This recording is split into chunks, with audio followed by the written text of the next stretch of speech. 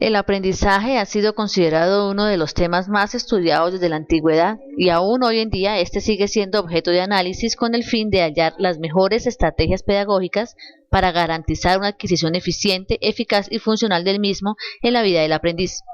Casarini define el aprendizaje como un proceso mediante el cual se adquieren conocimientos, sentimientos, actitudes, valores y habilidades a través de los cuales incorporamos nuevas maneras de pensar, sentir y abordar el mundo y la realidad.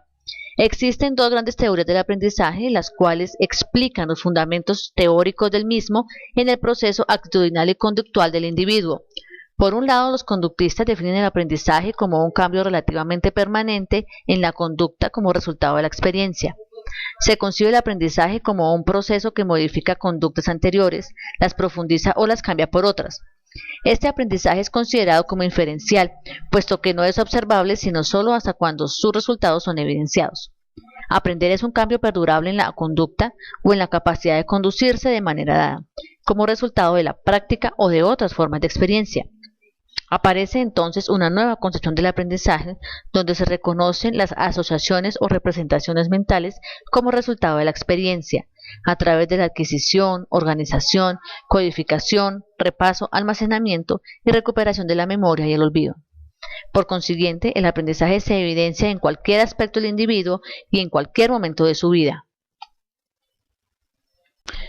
Durante la actividad escolar, por ejemplo, los estudiantes del grado 10º realizan una práctica del área agroambiental al ordeñar la vaca del colegio empleando la técnica adecuada. Posteriormente, llevan la leche para someterla a un proceso y extraer la cuajada, un producto típico de la región. Por otro lado, un ejemplo de aprendizaje en la vida cotidiana de una niña empieza desde la tarea simple como el doblado de su ropa, la cual es dirigida por su mamá, hasta lograr, después de varios intentos o procesos repetitivos, la adquisición del procedimiento adecuado para conseguir el dominio de la conducta esperada. Con el fin de lograr mejores desempeños académicos en el sistema educativo, se ha venido innovando desde los años 70 hasta la fecha el uso de las TICs en el contexto áulico, utilizados como medio para lograr resultados diferentes, incrementar la eficiencia del proceso de enseñanza, minimizando el uso de estas como el fin del proceso. En una clase de inglés se utiliza un programa llamado Core Video Studio, donde se combina material previamente grabado, un texto escrito y la narración del mismo documento con la propia voz del estudiante, vinculando las 4 habilidades de la lengua en un solo programa tecnológico. Otro servicio útil de las TICs en el aula es el prestado por las tablets en una clase de matemáticas, donde se diseña estratégicamente un software llamado GeoGebra con el fin de desarrollar habilidades de pensamiento numérico y geométrico. Las bases biológicas del aprendizaje en el ser humano están fundadas en su componente biológico, el buen funcionamiento de todo el organismo, el componente psicológico y el aspecto social.